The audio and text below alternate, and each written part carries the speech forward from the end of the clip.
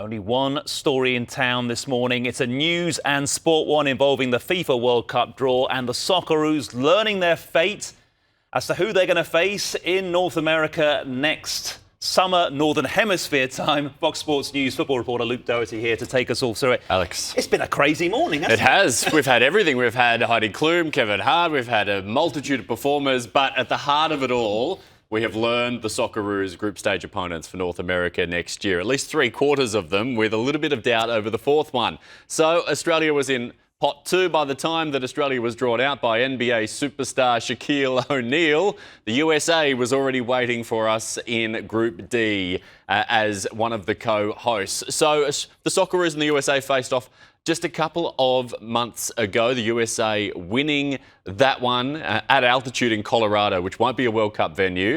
And the Socceroos admitted they found it tough that day at altitude. So a little bit of a caveat there, but they do face one of the co-hosts. They also face Paraguay, who finished 6th, which was the lowest ranked South American qualifier for the World Cup. So if you're looking for, is this a group of death? Well, not really so far. You've got one of the co-hosts instead of one of the nations ranked 1 to 9.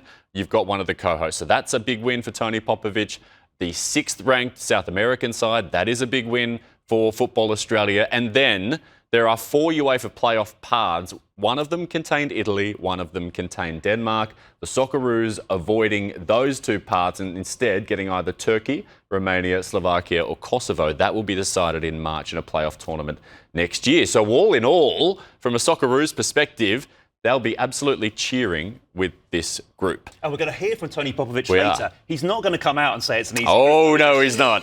There's no friendlies, there's no easy games, and there's not. This is going to be a really tough task. But in the grand scheme of what the Socceroos could have drawn this morning, this is by far and away. So behind the scenes, he'll be quietly confident. He'll be very, very confident. They have a chance, the Socceroos, of not only finishing 2nd in this group and qualifying for the round of 32, and you have to remember there's 12 groups. The 8 best third-place teams also go through, so it's quite a task to miss the round of 32. The Socceroos are a good chance of not only coming 2nd in this group, but possibly winning this group, which has never happened in their time through 6 World Cups so far as well. Let's just rip through some of the other groups as well, because this is Group A. So we've got Mexico, South Africa, Korea Republic, and one of those UEFA playoff paths involving Denmark. Group B is Canada, one of the co-hosts. This is the other UEFA playoff path involving Italy, Qatar, and Switzerland. Group C of the World Cup next year, Brazil, Morocco, Haiti, and Scotland. We've already seen Group D. That's where the Socceroos sit. So let's move on to Group E. And we have Germany, Curacao, Cote d'Ivoire, and Ecuador. Group F involves the Netherlands, Japan, Ukraine, Sweden, Poland, Albania. That is the 4th UEFA playoff group, and Tunisia. Group G is Belgium, Mo Salah's Egypt, Iran, and our trans-Tasman brothers and sisters, New Zealand. The next group is Group H, Spain, Cabo Verde, Saudi Arabia, and Uruguay. And we move on to Group I, France, Senegal. Now, if Graham Arnold qualifies Iraq for the World Cup, he goes into this is a group of death. So Group I is the one that has ended up being that. Because we know who plays for Norway, don't we? Yeah, we do. The one and only Erling Haaland. Group J is Argentina, Algeria, Austria and Jordan. Then moving on to Group K, Portugal. This is one of the FIFA playoff groups involving New Caledonia, Jamaica and DR Congo, Uzbekistan and Colombia. And then finally, Alex, England, Croatia, Ghana and Panama. That is also a very difficult group. But England in the form of their lives. Yes, exactly. Unbeaten. I know you touched on the Peace Prize as well. So Donald Trump famously not getting the Nobel Peace Prize that he did once, awarded the FIFA Peace Prize at the draw, awarding himself the own medal, putting it around his neck. And front and centre all the proceedings. Yeah, front and centre, along with the other leaders of Mexico and Canada as well. But I found it interesting, put the medal around his own neck. So he is the first recipient of the FIFA Peace Prize. Alex, this is what he had to say about this prestigious honour.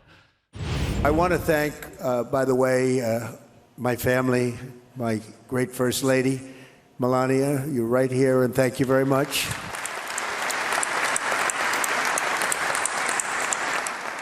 And I think you're going to have an event the likes of which maybe the world has never seen. Based on the enthusiasm that I've seen, I have never seen anything like it.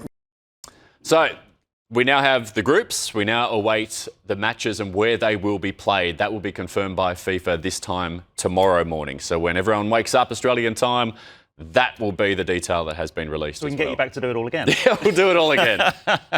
One quick question Yes. for Socceroos. It's a decent draw for them. Yep.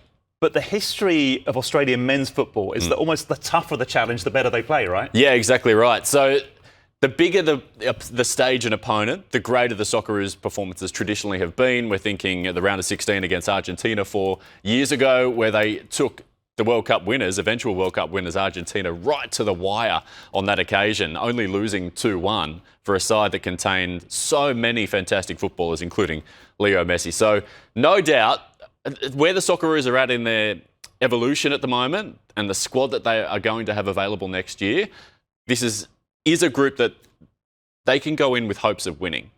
But second place in this group in qualification for the round of 32 is no longer a pipe dream. It is a realistic goal that they should be able to achieve with the squad at their disposal. Yeah, of course, an expanded tournament making it slightly easier The on biggest paper. ever. 48 teams.